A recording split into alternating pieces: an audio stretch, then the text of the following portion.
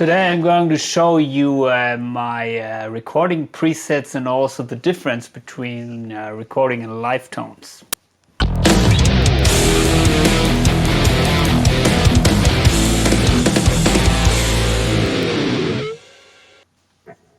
You may know that I put out a couple of albums within the last 4 years. To be precise, it was 3 albums, and you can listen to my songs on Spotify and also my YouTube channel. Of course, I recommend to check these out. The latest ones are maybe the ones from the album Virgin Love Affairs. Kick-ass album in my opinion. So I got a question recently about my guitar tones on these albums, and what I do use usually is the Fractal Audio FM9 or also the AxeFx III with the same presets. And today I would like to show you some of these at least. My main recording preset is this one, which is called Tone Match Plini Rec.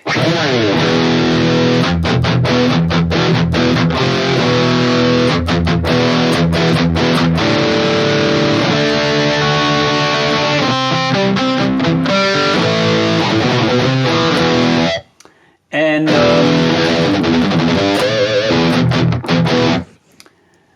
as the name says, it's a tone match of the Mooer DSP Plini plugin, which I really like. I highly recommend these Mooer DSP plugins, especially the Plini, because it's really easy to get good tones with that, and also they sit really nice in a mix, especially when recording. And the reason why I don't use the plugin by itself is I got latency issues and also running out of CPU power sometimes when doing direct monitoring. So I replicated the tone with the Fractal Audio AxeFx and also imported that in my FM9, which I'm currently using here, but it sounds the same in the AxeFx. So it's basically if you're tone matching something, you're using an amp with that comes with the unit, which is in this case the Atomica High.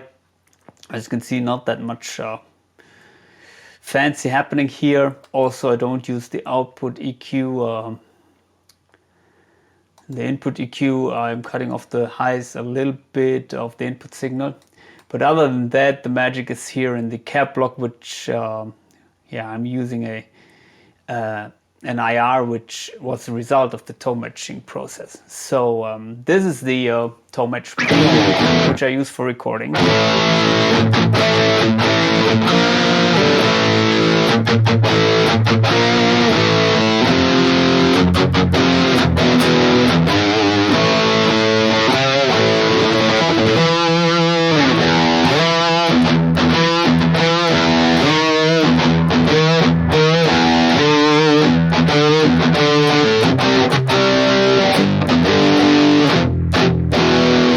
And it's also designed for this guitar, which is the Harley Benton Fusion. But I use this patch also with other guitars, for example, my new Jackson guitars, which have more output. So what I do if I found these presets have too much gain is usually reducing the input trim. And also if I think I need maybe a little bit less gain for some songs, reducing the input trim, as you can hear, it's reducing the gain, but it doesn't change the overall tone.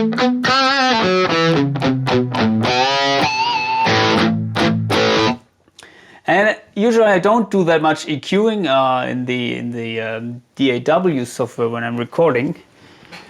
What I do sometimes it's I cut out a little bit of the mids, but that is a really smaller fixes, and also of course on the whole mix in the mastering process, the whole mix is EQ'd a little bit. But this is basically the tone which I use and which works in my recording setup. I think it will also work in any other recording setup.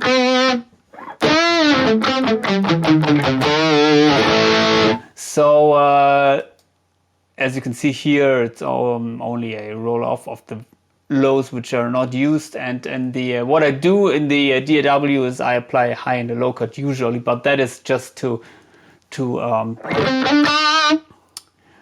make space for maybe bass guitars and kicks and something like that.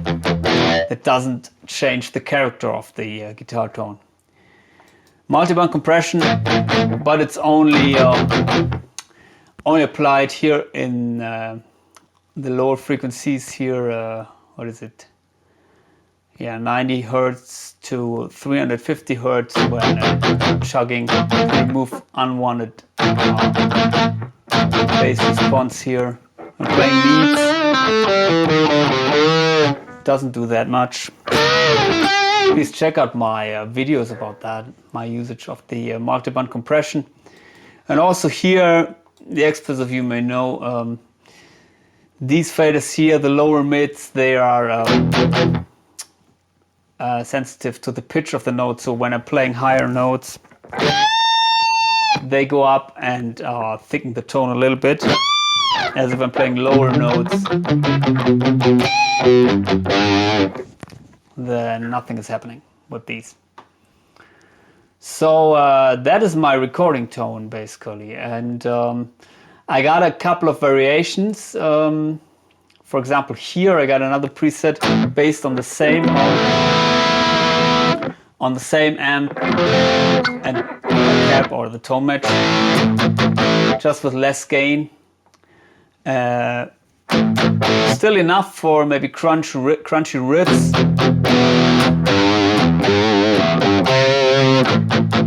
But as I said, sometimes I'm using the other preset and just dial back the input trim. It's also working. Here you can see basically the same settings like before, just less gain. And yeah, also the same IR. And then I got another one which is called Light Crunch, also based on that tone.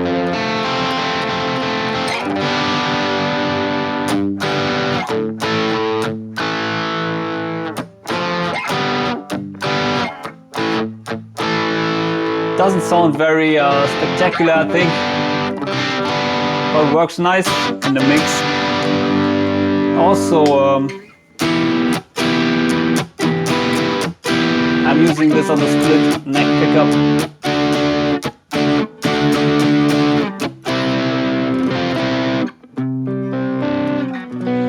And also for these kind of things like nice melodies which I use quite often. Sometimes I'm applying a phaser, but that is usually my phaser is actually this one which I use.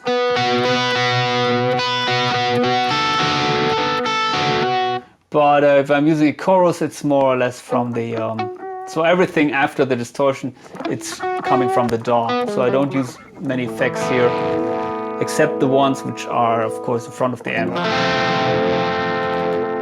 And also,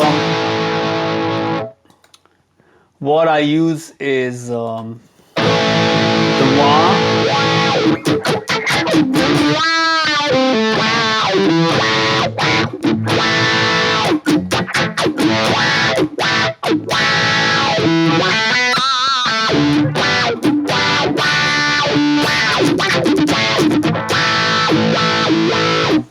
It's an auto engaged. I was using now the pedal, the what is it, Mission pedal, and yeah, here it's the color tone wah, and these are my settings. So it's really not that fancy. It's just basically one preset and some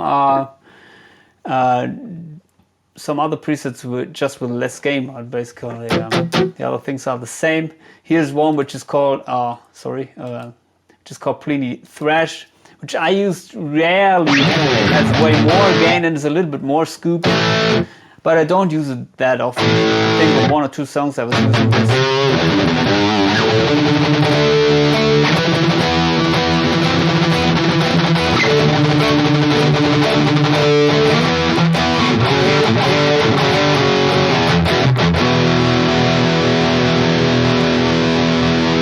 But usually this has enough gain.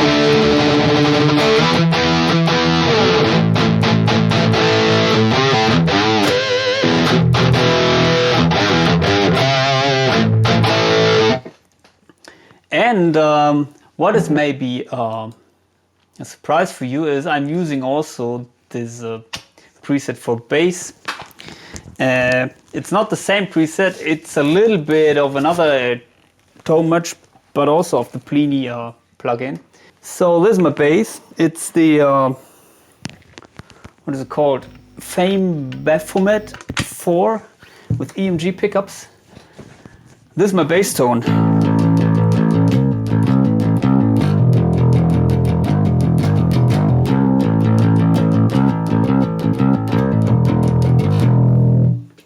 And the bass is really, there are compression and some other multi-band compression effects, and also some EQing is happening in the DAW, but again, there are only minor tone shapings happening in the DAW. What I also like is to use a little bit of distortion on the bass.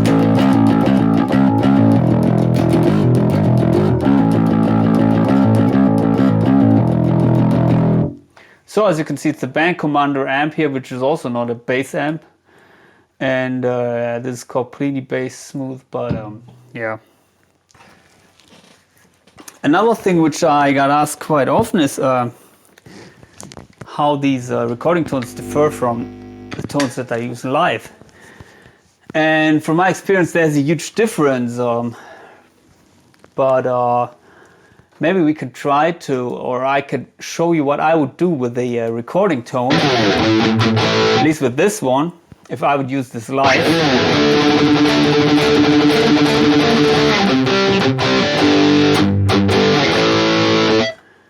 Maybe first of all I can show you another preset which I sometimes use live but without the enhancer here. So this is maybe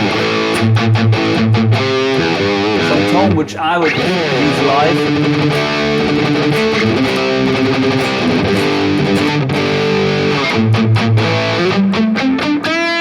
live. Sounds way more dark. I don't use the reverb live, so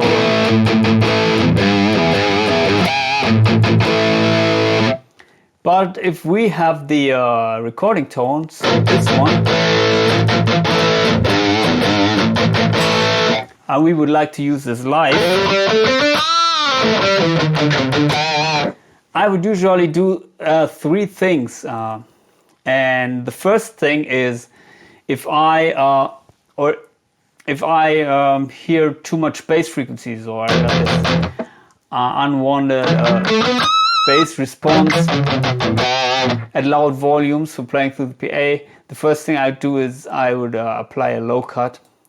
And usually you can set this, it depends on the slope of course, but you can set this maybe around 100 Hz.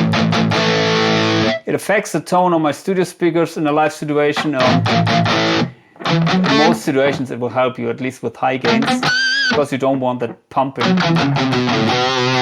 But you can go also a little bit down with the frequency if it's well, not necessary to remove that much bass.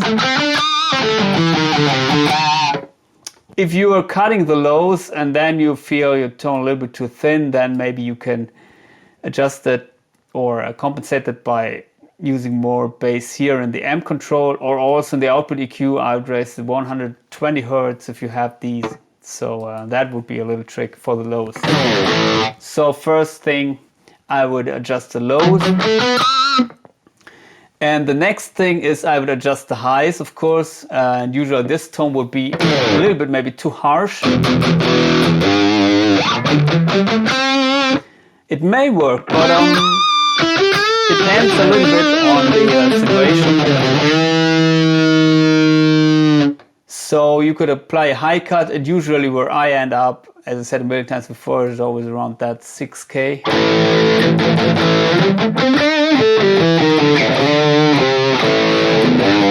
5.7K in most cases. Seems to be somehow the magic number for me. So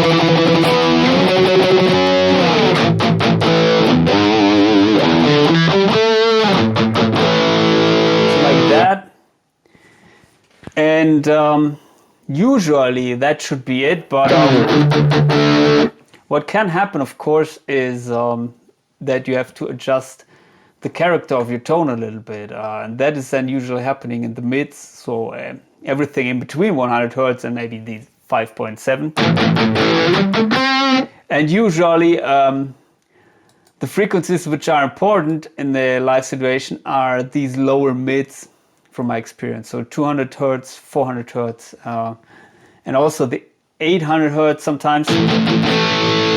So let me show you what these frequencies do. So I have to disengage the pitch follower here. If you have still too much muddiness, for example, which is not the case here, but let's say something like that, that usually happens in the lower mid-range, so around the 200, 300 Hertz. So I would then dial back these. But with this tone, this would be okay, I think. Usually if you found your tone somehow like that,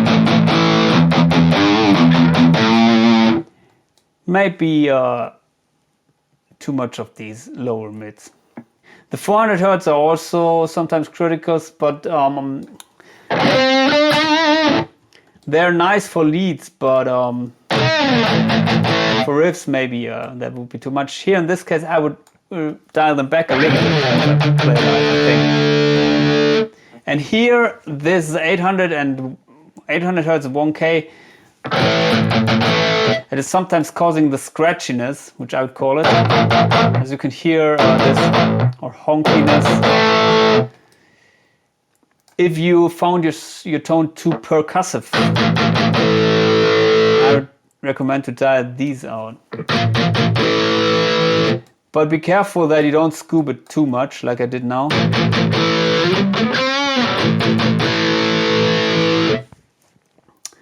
So here you can immediately hear that it gets too scooped. So what I would do now is, if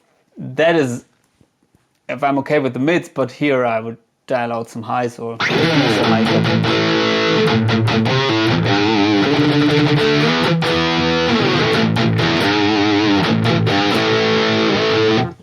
So that is what I would do to come from a recording tone to a live tone.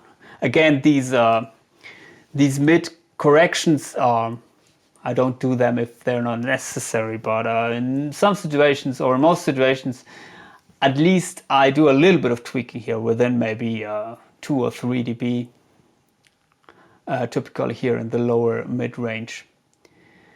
But the other things are important, that you keep an eye on the lows and on the highs.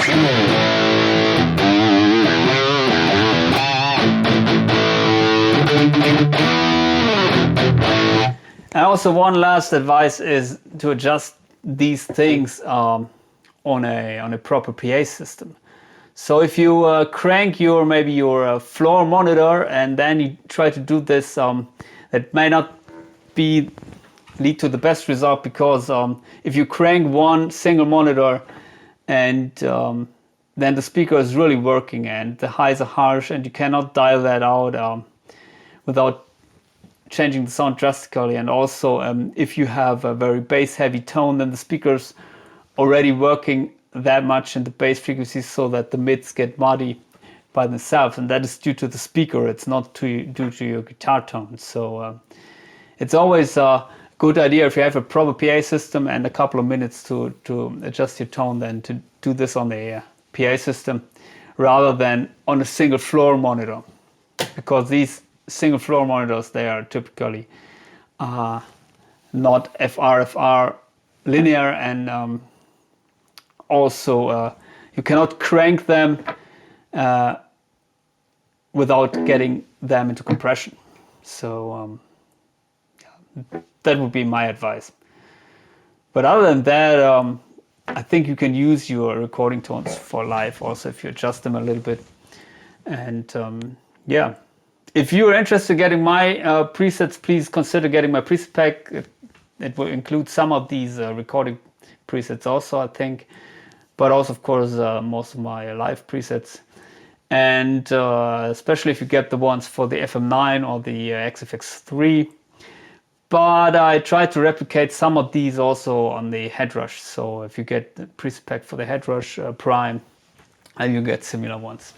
Anyway, please consider subscribing to my channel. See you.